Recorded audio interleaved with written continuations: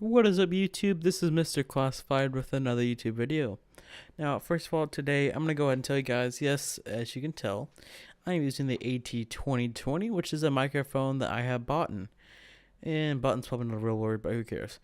I was going to buy the Blue Yeti, like I said, but I thought I'd change it up a little bit and buy this because I bought this with a stand or an arm thing that attached to your desk and a pop filter. And for a good deal. I got it from somebody on Craigslist for only $80. It's not even used. Like, it was pretty much brand new. And I drove 2 hours, so it took me like $40 in gas. But I don't know if it's worth it or not. It doesn't really matter. But yeah, so I got this, and today I'm gonna be telling you the story about how I could have died, but I could have died if it moved at all. I could have died. The bob wire around my neck. So I'm gonna go and start off. So it's back, maybe 2 years ago, back when I was about 14 or so. No, 3 years ago. Holy crap! Yeah, back when I was about 14, my sister had a boyfriend named Zeb. Um, he was, that your average like kind of country dude, whatever. And he went over to his friend's Ashton's, and when we went over there, uh, this is my first time I ever rode a Fuller since I was a little kid, and we went over there. I tried out his new Fuller. Well, it's not really new. It was a crappy Fuller actually. It was kind of a crappy Kawasaki something. Uh, and I was driving around at night because we were playing with it and all, and I was driving it by myself with my light on, and I was driving around the backyard, and he had barbed wire fence everything. So thin wire is kind of hard to see. Um, I drove around like quite a few times, and this time I wasn't looking. I went pretty fast. I was going like at least 30 in a backyard.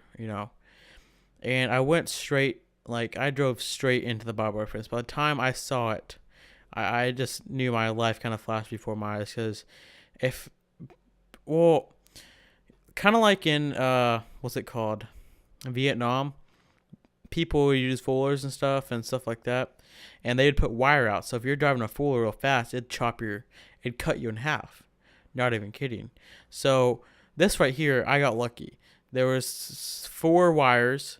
So when I drove right into it, luckily this Kawasaki he had was not very strong at all.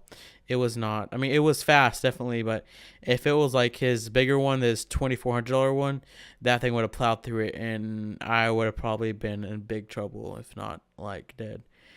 So I drove right into it. The first thing it did, I drove so fast into it, it cut the throttle line, so all you could hear is the motor just revving up really fast, going up to really high rams, and you could hear from really far away. It just stuck in third gear, being floored. And it cut my shirt in half. It cut my stomach. It cut my hands where I tried to get it off of me. It broke his headlight on it and everything. And right around my neck, it cut my neck. I didn't cut it hard enough, but like I said, barbed wire's got pointy parts on it. You have two main veins in your neck, right? Well, it was surprisingly right. It poked right next to it, and I had to, kind of cut spots beside it. It almost looked like I tried to slit my throat or something. It's horrifying. And like I said, I'm 14 or 13. I can't really remember. I think it was 13 or so. And I was screaming for help and everything, and help finally came, and so they got over there. They helped me out, and they got me out of it. They were able to turn it off, and by the time their dad came over there, they was wondering what happened. So the barbed wire fence was rusty. So the first thing I went and did is I went and got, I forgot the name of it. It's a type of cleaning. I don't know. I'm not for sure what it's called. It's the stuff that you put on you and it foams up if it's like to kill bacteria, whatever. I put that on me so I can get rid of all the bacteria, anything like that. That way I don't get infected. And I apparently cut so bad I had lines across my hands, my stomach, and my neck, and his thing, all his four-wheeler was all right. He just needed to replace the headlight and a few front rods, a throttle line, and some other line. I can't believe, like, I went so fast into it, it cut the throttle line. That's how fast it was going. The throttle line's like behind the bars. So I about ruined that fence up a whole bunch, and like I said, I really injured my neck and everything, and I was able to get out of there. It ruined my shirt and also ruined my jacket, but I was able to get cleaned up, get all tidied up, and I was kind of like traumatized a little bit because because he told me, I'm like, dude, if that was like any closer to your main veins, you literally could have like bled out, and there's no saving me, which is true.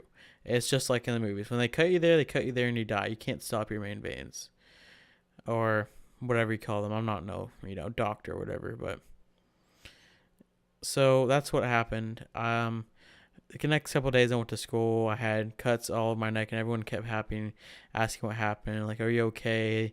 I got called to the counselor's office. They thought I like tried to hurt myself. I'm like, no, I just ran into a barbed wire fence, and I kind of tried to use it for attention. I was kind of like, I was an attention getter back in the day. I really tried to get attention and everything from everybody, and I acted like it was no big deal, which I did break a few tears because I was a little traumatized. I mean, you run into a barbed wire fence when you're only like 13, 14.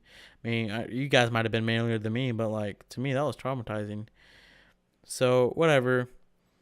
That's basically the story. It's a very short story. They fixed his foilers a couple days later and everything, and it took me a while to get back onto it, but I did. Eventually, got my own foiler and everything, but I learned how to go faster. I think what was mainly wrong with his is that he didn't have brakes on it. I'm pretty sure that's what it was. Oh no, no. He had brakes, but he didn't have handlebar brakes. Like a bike does. It had a brake down there by the where you shift gears by your clutch, and I was never used to that. So like the first thing I automatically did was go straight to the handlebars, which didn't work. But yeah, so that's what happened. They fixed his fence. Maybe a week later, week 2, I got healed up and everything, but it was pretty close. I mean, that could have ended up a lot worse. I got lucky, very, very lucky, and I am glad I'm still here. I mean, it might not seem like a big deal, but that could have been a whole lot worse if that fool was any stronger, because I couldn't get off the thing. That thing could have plowed right through it, and I don't know what could have happened. It's not like it's going to break the wire. It's just going to carry me with it. And so, yeah, that's the story, guys. Hope you guys have enjoyed it. And I will be, getting new stories soon, thinking of new ways to entertain you guys. And hope you guys enjoyed it. Make sure you like, comment, subscribe, and peace.